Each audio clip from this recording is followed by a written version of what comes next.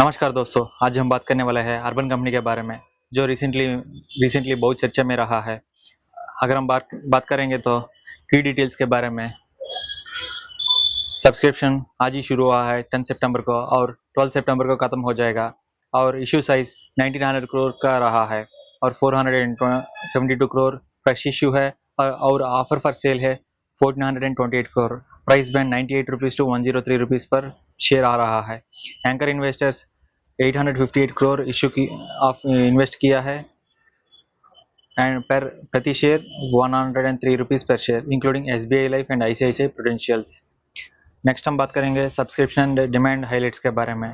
Subscription retail investors के द्वारा 3 गुना subscription हो गया है और नॉन इंस्टीट्यूशनल इन्वेस्टर्स 1.29 टाइम्स निवेश किया है। Overall subscription rate fully subscribed है। अगर 4 घंटे में 2700 करोड़ निवेश हो चुका है रिटेलर्स के द्वारा।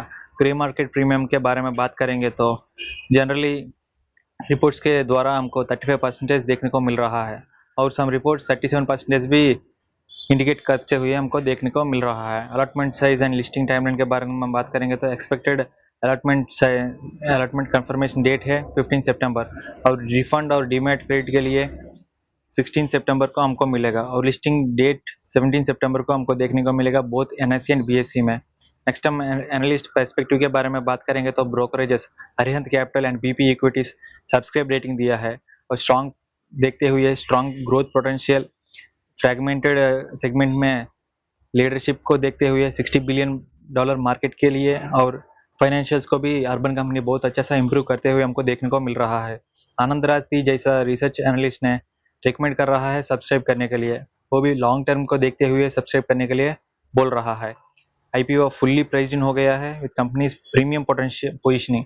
कभी भी हम देखेंगे तो अनऑर्गेनाइज्ड सेक्टर से ऑर्गेनाइज्ड सेक्टर को कन्वर्ट करते हुए कोई भी कंपनी मार्केट में एंट्री करेगा तो उनको बहुत अच्छा प्रीमियम देखने को मिलेगा, क्योंकि वो टर्न अराउंड स्टोरी भी बन सकता है कंप्लीट और सेक्टर के लिए, ना कि कोई एक कंपनी के लिए नहीं, पूरा सेक्टर के लिए ये टर्न अराउंड स्टोरी बन सकता है। इसके लिए हम कॉशियस नोटिस भी हमको देखने को मिल रहा है। रिलेटिव हाई वैल्यूएशन से आ रहा है 65.7 प्राइस टू अर्निंग रेशियो में हमको देखने को मिल रहा है फाइनेंशियल 25 में। और रिस्क भी इंक्लूड हो रहा है, कॉम्पिटिशन हाई कॉम्पिटिशन हमको देखने को मिलेगा और ऑपरेशनल लिवरेज भी हमको देखने को मिल सकता है। पॉजिटिव्स के बारे में अगर हम बात करेंगे दोस्तों, market leadership dominates India's organized home service market, 60 billion plus opportunity. $60 billion का मार्केट को एक ये कंपनी कैप्चर करने के लिए कोशिश कर रहा है। अगर सफलित हो गया तो $60 बिलियन का वैल्यूएशन कंपनी बन सकता है अगर ये मोनोपोली बन गया तो। नेक्स्ट बात करेंगे ब्रांड रिकॉल के बारे में। प्रीमियम पोजीशनिंग है, customer trust the brand more than local unorganised players. अभी भी हम कभी भी बाजार में अगर कोई भी अनऑर्गेनाइज्ड सेक्टर से सर्विस लिया तो उस पर इतना हमको एक्सपेक्टेशन नहीं रखता है, लेकिन अगर वही एक ब्रांड से आपको मिल रहा है, हम माल से कोई भी वस्तु खरीद रहा है तो हमको थोड़ा बहुत एक्सपेक्टेशन ज़्यादा रहता है, ना कि वो नॉर्मल शॉप से खरीदने से। ग्रोथ रनवे भी बहुत ज़्यादा होने वाला है। इंडिया में हम देखने को मिल रहा है रैपिड डिजिटाइजेशन एडॉप्शन के साथ rising demand for organised beauty repair cleaning and wellness services के लिए। अगर हम देखेंगे तो पुराना ज़माना में ब्यूटी सर्विसेज के लिए कोई भी वुमेन शॉप के लिए जाते थे, लेकिन आज अर्बन कंपनी के द्वारा हम घर भी बुला सकता है रिपेयर्स के लिए। शॉप को लेके जाना इतना ऑटो में लेके जाना या टीवी या रेफ्रिजरेटर रिपेयर हो गया तो शॉप तक लेके जाने के लिए हम बहुत ऑटो चार्जेस पे करना पड़ता है और टाइम भी बर्बाद होता है। लेकिन आज के दिन में अगर ये कॉल किया तो या अपॉइंटमेंट बुक कर दिया तो इमीडिएटली घर आके हम हमारा सर्विसेज प्रोवाइड करके चले जाता है। क्लीनिंग एंड वेलनेस सर्विसेज को भी यही कहानी हो रहा है। ग्रोथ रनवे के बारे में बात करेंगे तो rapid digitalisation backed by macro investors already attracting strong other anchor investors like SBI Life, ICICI Prudentials जैसा ये बहुत बड़ा कंपनी है, ये पहले से ही इन्वेस्टमेंट करके रहा है। एसेट लाइट मॉडल है, expense via partners service professionals, not heavy capex required.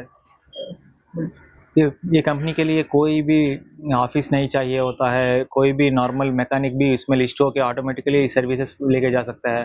Rapido या जोमेटो ड्राइवर्स कैसा रहता है वो भी सर्विस ही प्रोवाइड कर रहा है ना, डिलीवरी बॉयज। ऐसा भी इसमें कोई भी सर्विस अगर मुझे टीवी रिपेयर आता है तो मैं इमीडिएटली उस ऐप में जाके रजिस्टर होके अपना काम को शुरू कर सकता हूँ। इसमें कोई भी मैं जाके कोई ऑफिस में भी नहीं काम करना चाहिए और करने का कोई कोई ज़रूरत ही नहीं है। अगर कोई मुझे कोई भी किसी को जाके मीट करने की कोई ज़रूरत नहीं है। मुझे डायरेक्टली मुझे मिलेगा कोई भी अपार्टमेंट, मैं उधर जाके रिपेयर सर्विसेज करके आ जाऊँगा। ऐसा है, बहुत एसेट लाइट कंपनी है। और रिस्क्स के बारे में बात करेंगे तो high valuations, pricing levels, little room for error. अगर कोई भी वही है, हम अभी तक बात की है ना, अगर कोई भी नॉर्मली रिपेयर मैकेनिक से हम करवाए तो कोई भी एक्सपेक्ट नहीं रहता। अगर कोई ब्रांड की तरफ से आ रहा है तो उधर हमको ज़्यादा एक्सपेक्टेशन रहता है। इसी वजह से कोई भी प्रीमियमाइजेशन, अगर सर्विस सर्विस डिलीवरी बॉय का चार्ज अगर बढ़ गया तो कंपनी का मार्जिन्स घट जाएगा। वैसा ही इधर भी, अगर सर्विस जो रिपेयर मैकेनिक सर्विस दे रहा है उसका अगर चार्ज बढ़ गए तो इनका मार्जिन्स का कम हो जाएगा। ऐसा ही देखते हुए कॉम्पिटेटिव रिस्क, कभी भी अनऑर्गेनाइज्ड सेक्टर से ऑर्गेनाइज्ड सेक्टर तक आने तक बहुत ज़्यादा कॉम्पिटिशन को देखने को पड़ता है। और वो अर्बन कंपनी अगर उस प्रीमियमाइजेशन को जस्टिफाई नहीं कर पाए तो कोई भी अर्बन कंपनी से बुकिंग ऑर्डर नहीं करता है।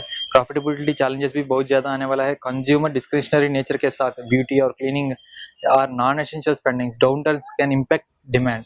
अगर किसी के बजट में अगर कम पड़ गया, अगर किसी की टाइम में मंदी आ गया तो इसी भी कंपनी को भी इफेक्ट हो सकता है।